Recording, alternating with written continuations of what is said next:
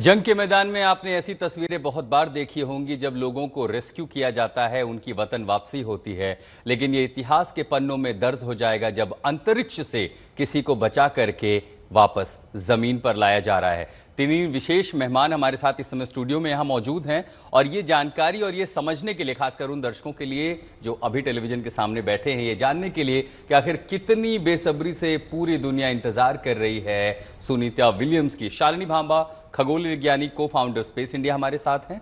सचिन भांबा, खगोल विज्ञानी, founder space India हमारे साथ हैं। Amitabh Pandey, space scientist, mentor, Starscapes हमारे साथ मौजूद है। आप तीनों का बहुत बहुत स्वागत है। तो आप लोगों के विचार जाने, जरा चर्चा शुरू करने के पहले सबसे पहले फ्लोरिडा लिए चलते हैं।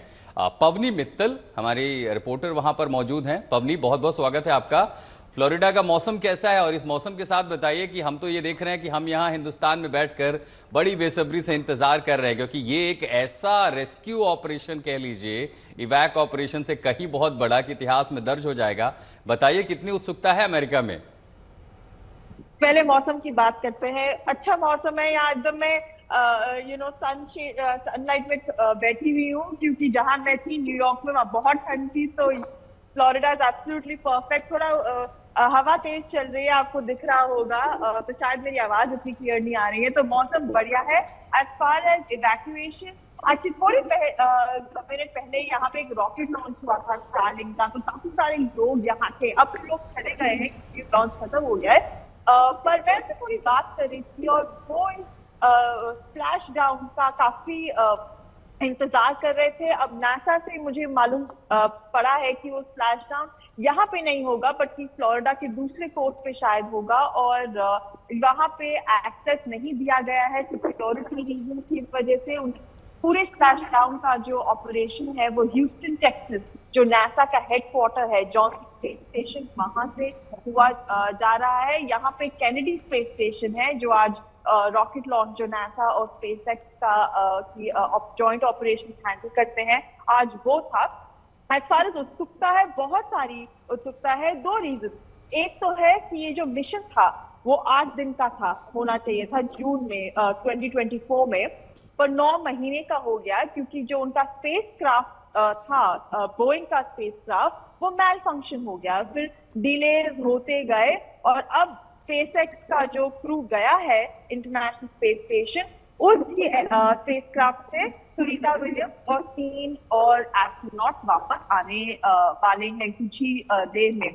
दूसरा रीजन ये है कि काफी पॉलिटिकल मुद्दा बन चुका है। अभी जो ट्रंप एडमिनिस्ट्रेशन दोबारा आया है, उन्होंने बोला है कि Joe Biden administration, Biden white house ने वो 2 एस्ट्रोनॉट्स को एकदम अबैंडन ही कर दिया है, उनको वहीं छोड़ ही दिया है इंटरनेशनल स्पेस स्टेशन में। और इलॉन मस्क ने खुद बोला है कि उन्होंने बोला था कि वो अब क्राफ्ट भेज के उनको वापस ला सकते हैं, पर उन्होंने कोई एविडेंस नहीं दिया है।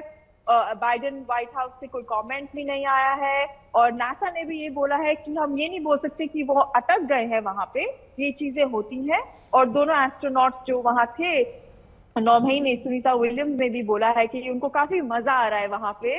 डिफिकल्ट तो है, लेकिन वो अभी काफी वेट कर रहे हैं वापस आने का। और कुछ ही दिनों में, कुछ ही घंटों में वो आ जाएंगे वापस होपफुली। और मेडिकल चेकअप के बाद वो ह्यूस्टन जाएंगे और फिर वहां एक प्रेस कॉन्फ्रेंस होगी जहां पे हमको और जानकारी मिलेगी कि उनका मिशन कैसा गया, उनकी हेल्थ कैसे है और अब आगे क्या होगा।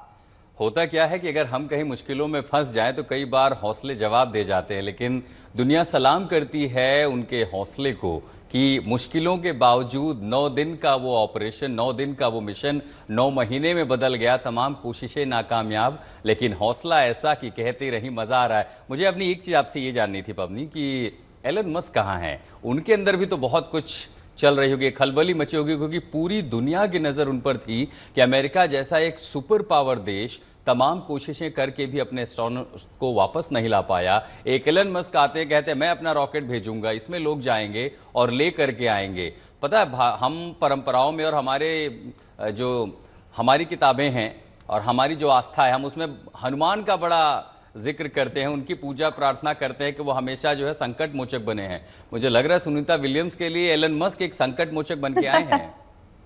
तो आज एक्चुअली इलॉन मस्क न्यूज में काफी है पॉलिटिकल रीजंस के और अपने सैटेलाइट लॉन्चेस स्पेस लॉन्चेस की वजह से भी, जैसे आज उनके लिए बहुत बड़ा दिन है क्योंकि जो अभी थोड़ी देर पहले जो लॉन्च हुआ था यहीं पे रॉकेट लॉन्च, हमने एक्चुअली लाइव दिखाया था अपने इंग्लिश चैनल पे इंडिया टुडे पे। वो एक स्पेसएक्स का लॉन्च था, उनका स्टारलिंक मिशन था और अभी 1 घंटे बाद हमारी एक्सपेक्टेशन है कि स्पेस एक्स का ही व्हीकल सुनीता विलियम्स को वापस यहाँ धरती पे लाएगा। और इलॉन मस्क ऑल्सो न्यूज में है क्योंकि अब वो डोनाल्ड ट्रंप के बहुत ही क्लोज एडवाइजर भी हैं।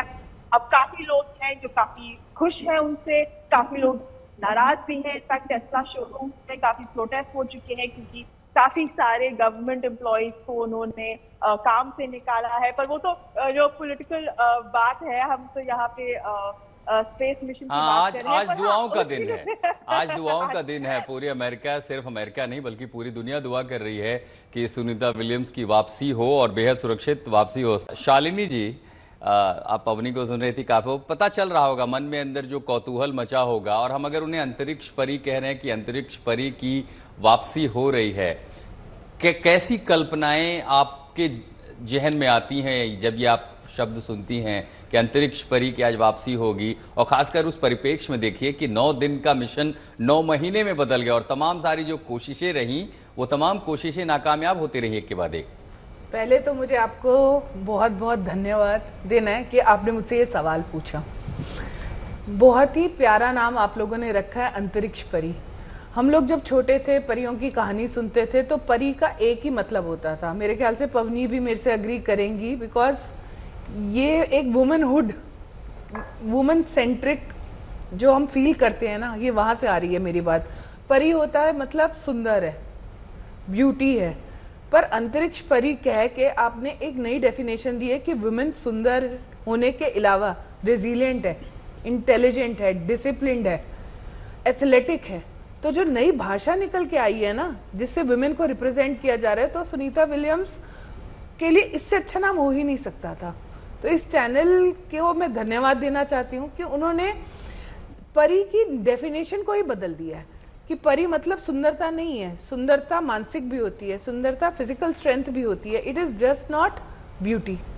तो ये मेरे को बहुत अच्छा लगा है कि आप लोगों ने जो नाम दिया। और आप बिल्कुल ठीक कह रहे हैं, 9 दिन के लिए अगर आप सोचिए आप और हम कहीं गए हों और 9 महीने तक वापस ना आना हो तो कैसा लगेगा। पर आपने एक भी इंटरव्यू, एक भी क्लिप ऐसा नहीं देखा होगा जहां आपको सुनीता विलियम्स थोड़ी सी भी घबराई हुई, हर बार डरी उनके हुई चेहरे पर एक मुस्कुराहट होती थी, हर बार कहती थी बड़ा मजा आ रहा है, हम बिल्कुल ठीक है, अश्योर कर रही तस्वीरें है, खींच रही हैं, वीडियो बना रही हैं अंदर वो। हाँ, और वो हमें अश्योर कर रही है कि मैं यहाँ खुश हूँ, मैं यहाँ मजे में हूँ। तो ये कोई छोटी बात नहीं है। किस लेवल की मेंटल स्ट्रेंथ चाहिए कि आप कहीं गए हैं और आप 9 महीने तक, आज हम 9 महीने बोल पा रहे हैं, पर जब वो वहां पे थी और ऐसे लग रहा था वो फंसी हुई हैं, तब नहीं पता था वो कब वापस आएंगी। पर इस बात को उन्होंने अपने दिमाग पे हावी नहीं होने दिया। तो एक बहुत बड़ा एग्जाम्पल है, वो हमारे लिए एक इंस्पिरेशन बनी है कि ये होता है, ये है एक फ्यूचर वुमेन और ये है आज की वुमेन। अमिताभ जी, दरअसल कुछ तकनीकी मुद्दों को हमने ये समझ लिया कि दरअसल बेबी फीट की स्थिति हो जाती है, आप लंबे समय तक अगर ग्रेविटी से बाहर हैं, जीरो ग्रेविटी में हैं, फिर आप जब धरती पर आएंगे तो बहुत सारे बिहेवियरल चेंजेस भी हो सकते हैं। आप कुछ खाएंगे पिएंगे, उसका शरीर पर कैसा असर होगा, पानी जब आप सीधे ग्रेविटी में आकर के पिएंगे उसका कैसा असर होगा। लेकिन इनके इतर ये जो पूरी यात्रा है 17 घंटे की, ये यात्रा शरीर पर और मनोबल पर या मानसिक स्थिति किस तरह की पैदा करती है, खासकर जब आप एक छोटे से कैप्सूल में हों और आपको पता है कि अब तो घर वापसी है, यानी हौसला तो घर वापसी का है, लेकिन वो 17 घंटे की यात्रा है कैप्सूल में।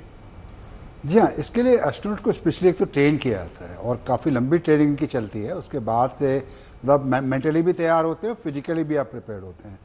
सबसे जो चैलेंजिंग काम होता है अंतरिक्ष के वातावरण से वापस धरती पर लौटना, और वो बहुत बड़ा जो एक उसमें जो डिफरेंस होता है, जो शॉक होता है, कि मैं उसका एग्जाम्पल पहले भी देता रहा हूँ कि जैसे आप स्विमिंग पूल में तैर रहे हैं और तैरने का आधे घंटे तैरने के बाद जब बाहर वापस आते हैं तो आप लगता है कि जमीन आने आपको जकड़ लिया है, आप कोई चीज़ दबा रही नीचे।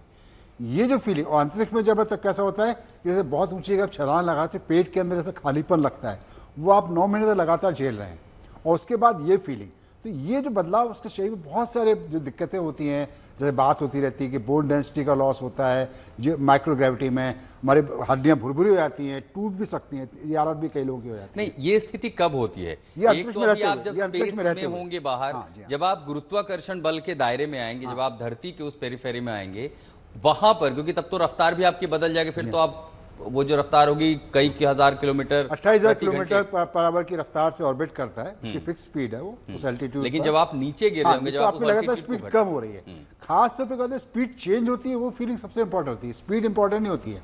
आप अगर 1,00,000 किलोमीटर पर आवर की स्पीड से भी चल रहे हैं तो आपको पता ही नहीं चलेगा आप चल रहे हैं, लेकिन जैसे ही स्पीड चेंज होगी, डायरेक्शन चेंज होगी, वो हमको पता चलेगा।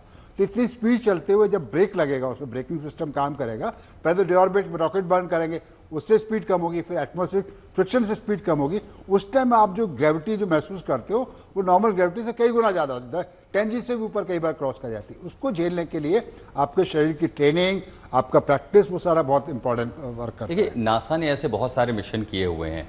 स्पेसएक्स के नज़रिए से देखें, उन्होंने भी बहुत सारे मिशन किए हुए हैं, लेकिन एक ऐसा मिशन जिसमें आपका पूरा फोकस रेस्क्यू है, स्पेसएक्स कैप्सूल, उनके पोटेंशियल या कैपेबिलिटी के नज़रिए से अगर देखें तो जाहिर उनके लिए अब ये मिशन अगर सफल होता है, और जिसकी कामना की जा रही है, जैसे कि इच्छा पूरी दुनिया व्यक्त कर रही है, क्या अंतरराष्ट्रीय बाजार में स्पेस कैप्सूल और स्पेसएक्स जो प्रोजेक्ट एलन मस्क के लिए, वो जो आज उनका कद है, आपको लग रहा है कि वो बहुत ज़्यादा बढ़ जाएगा इसके बाद? नहीं, मिशन हर एक कोई चैलेंजिंग होता है। इसमें चूंकि सुनीता विलियम की वापसी जुड़ी हुई है, इसलिए उसका एक इमोशनल अटैचमेंट भी हो गया है। खास बात यह है। दूसरा ये कि जो ऑर्बिट डिऑर्बिट करके और एटमॉस्फेरिक एंट्री के कई तरह के मिशनों ने किया है, उसमें कई बार फेलियर भी हुए हैं। जैसे आपका स्पेस शटल का 2 स्पेस शटल में एक्सप्लोजन हुआ, डेथ हुई लोगों की। तो ये एक तो चूंकि नई चीज़ जब भी ट्राई करते हैं तो एक आपके सामने चैलेंज तो होता ही है, लेकिन इसमें ऑलरेडी इतना प्रैक्टिस किया जा चुका है। जैसे आपको याद होगा कि जिस स्टार लाइनर में गई थी उसमें इनको नहीं वापस लाया गया क्योंकि उसमें हीलियम लीक का खतरा मौजूद था, लेकिन उनका दावा था बोइंग का कि सक्सेसफुली उतरेगा, सक्सेसफुली उतरा भी वो। तो ये अब टेक्नोलॉजी काफ़ी पुख्ता हो चुकी है, तो उसमें कोई अनटवार्ड चीज़ ना हो जाए वो अलग बात है, अदरवाइज कोई ऐसा खतरा अभी कहीं से नज़र नहीं आ रहा है। पवनी के पास एक बार चलते हैं फ्लोरिडा। मेरी बड़ी दिलचस्पी है पवनी की, जब वो लैंड करेंगी तो लैंड करने के बाद एक तो होती, सबसे पहले तो वो तस्वीरें सामने आएंगी, हम सुनना चाहते हैं, वहां से उनको बहुत बार सुना है। जब वो जमीन पर आएंगी, तैयारी है या कब वो सबके सामने आएंगी, पहले अल्फाज उनके जब वो निकलेंगे वहां से, तो शुक्रिया उन्होंने बोला जमीन पर, क्या किसी तरह की व्यवस्था की गई है नासा की ओर से? तो मैंने नासा में बात तो की थी और उन्होंने बोला है कि अभी उसको काफी लो की रखा गया है क्योंकि थोड़ा लास्ट मिनट हो गया। पहले आई थिंक वेडनेसडे को रिटर्न करना था, पर अब वो ट्यूसडे को आ रही है, तो उन्होंने डिसाइड किया है और उन्होंने जो मुझे कंफर्म किया है कि वो जैसे लैंड करेंगी उनको पहले स्ट्रेचर में निकाला जाएगा। वहां पे एक रेस्क्यू शिप होगी, तो शिप में जाके प्रॉपर मेडिकल टेस्ट होगा। जब डॉक्टर ने बोल दिया है कि सब ठीक है और वो जा सकती हैं, तब उनको ह्यूस्टन नासा हेडक्वार्टर ले जाएंगे। उससे पहले ना पब्लिक को एक्सेस होगा, ना वो कोई पब्लिक अपीयरेंस करेंगी।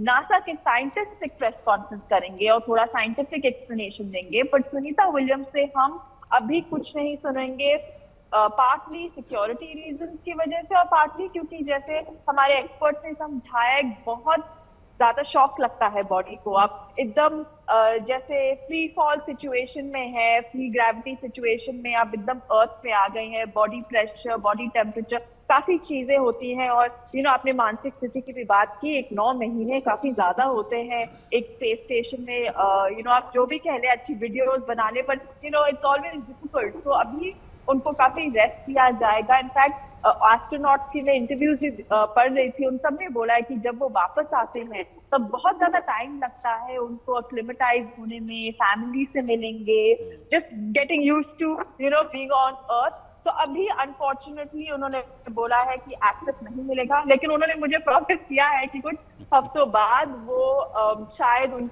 एस्ट्रोनॉट के साथ कोई प्रेस कॉन्फ्रेंस करें, और मैंने बोला है कि अगर करेंगे तो इंडिया टुडे और आज तक को इंटरव्यू जरूर देंगे। हाँ, हम उम्मीद करेंगे कि पवनी मित्तल का इंटरव्यू सीधे फ्लोरिडा से या उनके परिवार के साथ, उनके साथ सामने आए और पूरी दुनिया बेहद उत्साहित होगी उसे देखने के लिए।